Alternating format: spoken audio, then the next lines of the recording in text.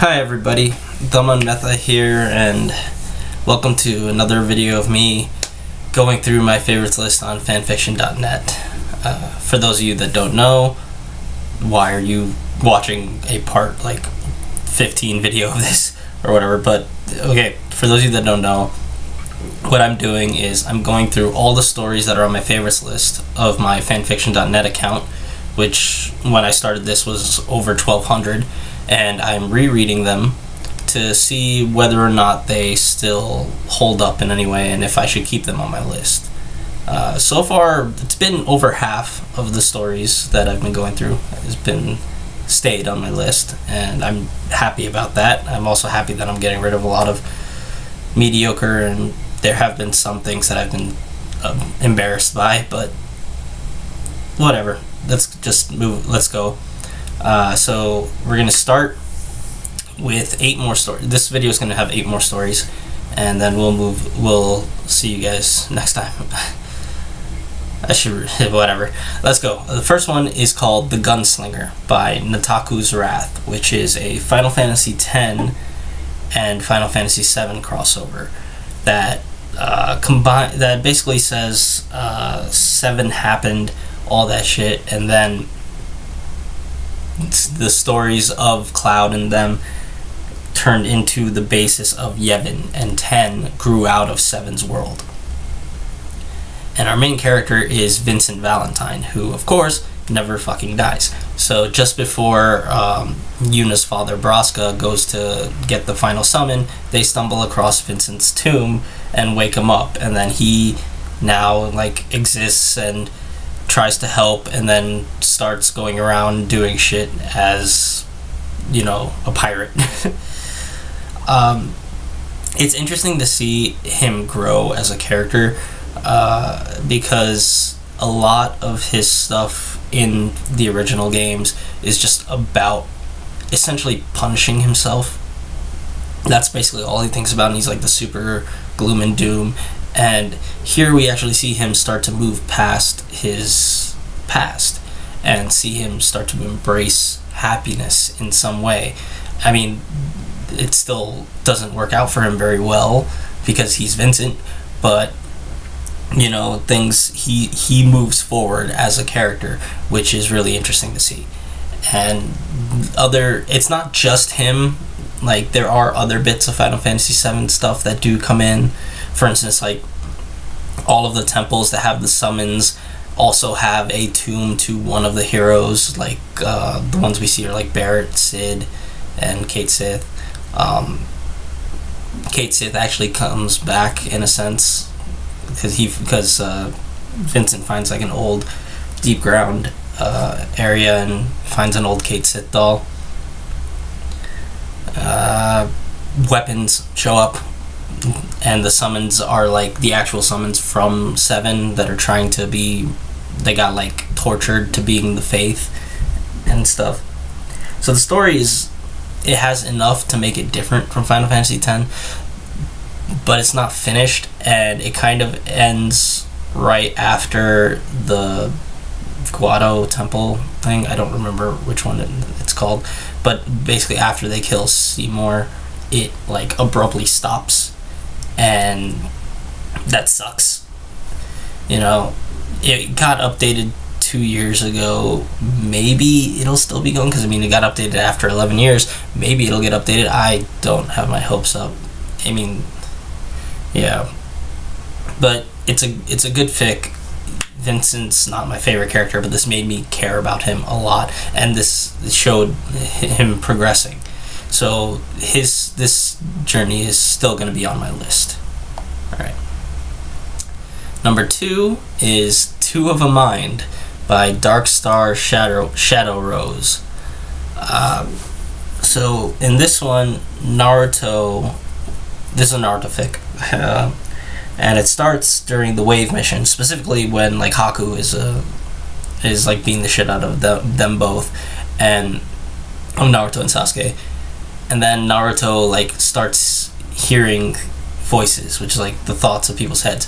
And why is that? Well, it turns out Naruto was not is not like in canon where he was the fourth Hokage son, but he was actually a Yamanaka, specifically Ino's twin brother.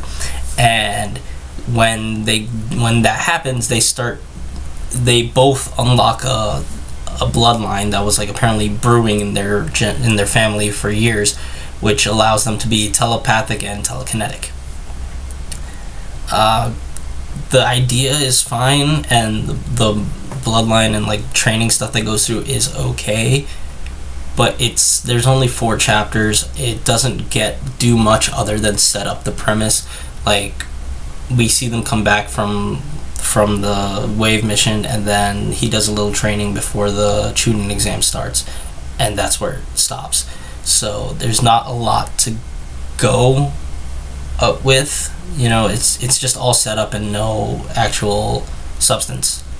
So it's a fine idea, and what's there is perfectly serviceable, but like I said, there's no substance, there's nothing to go off of, so it's gonna fall off my list.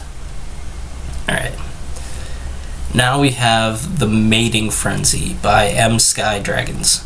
So another Naruto fic where after like the invasion and all that stuff and Tsunade being Hokage, she notices that the population has taken a hit. So she comes up with a new S-class mission for everybody, which, yeah, it's pretty dumb. Basically, she's like, go out and make babies, go forth and multiply.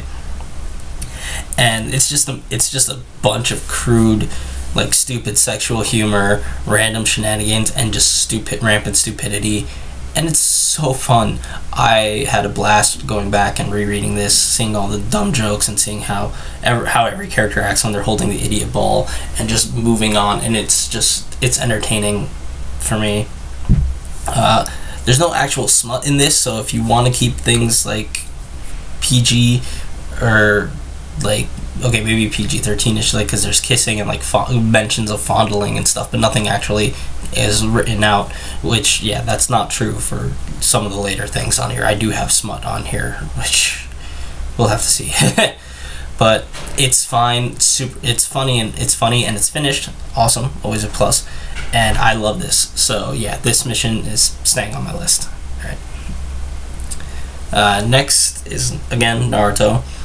Perpetual Smile by Siegfried27. So this starts off with like the third Hokage breaking in and like just killing everybody in a root base. Root is like the off the books black ops team that Danzo was hiring that like does missions for anybody and just wants to take over Konoha. And he finds out that they kidnapped and brainwashed a 10-year-old, like a young Naruto, who had been going on like assassination missions, and they taught him how to kill. And this is similar to Two of a Mind, where it's like, it's got an idea, but it doesn't do anything with it because it just stopped. Again, this is another like 4 chapters, way less written than even Two of a Mind. And it does get a little repetitive with just everybody's like, oh, it's his smile, like that, and it's just everybody reacts to his smile in one way or another, and it gets a little repetitive, but it had something, and it like they sprinkled enough that like, okay, this is going to be the main conflict, and this is going to be what'll be a problem later on, and there's all this stuff for plot lines in the future that just don't exist. So I'm gonna have to just take this off my list because there's not enough there to be interesting. Right. Next we got The Melancholy of Kyon by Diamond Avatar. So this is a Haruhi Suzumiya fic, where basically all the girls that surround Kyon just now want him, and they just keep trying to get closer to him romantically and stepping on each other's toes and getting in each other's ways, and it's okay, it's fine. It's just nothing big about it. It's just like it's basically just random rom-com shenanigans happening, aside from the fact that chapters 9 and 10 were put in the wrong order, there's nothing super like interesting or special about it. It's just a fine comedy that you can enjoy if you want, but it's not funny enough to stay on my list. But he's just a ramen chef by Viper Flamer. Now for a comedy that is funny enough to stay on my list. The first chapter is like summary where Naruto is, super strong ninja at the age of 10, because of course that happens, and he's gonna become a Hokage right after he does one last mission, and then he goes on the mission and comes back and is like, I don't want to be a ninja anymore. And then we jump forward 5 years, and now he's working at Ichiraku as a, basically womanizing ramen chef, who's amazing ramen chef, but he just womanizes and does all that stuff all the time, and is just drunk all the fucking time, and it's super fun. It follows the events of canon, with just the only exception being that like everybody's been pushed 3 years older because of what Naruto did. He pushed that the age should be raised by 3 years, and so like everyone's 3 years older, but all the same stuff is happening. But you don't want to think too hard. Basically, this is Trigun, which it even references during one scene with like him just saying like play the Trigun theme music for this part, and it really is a lot of that, where it's like super awesome, like powerful protagonist who goes through great lengths to make himself look stupid and non-threatening and just like fuck around, but can be serious if he needs to.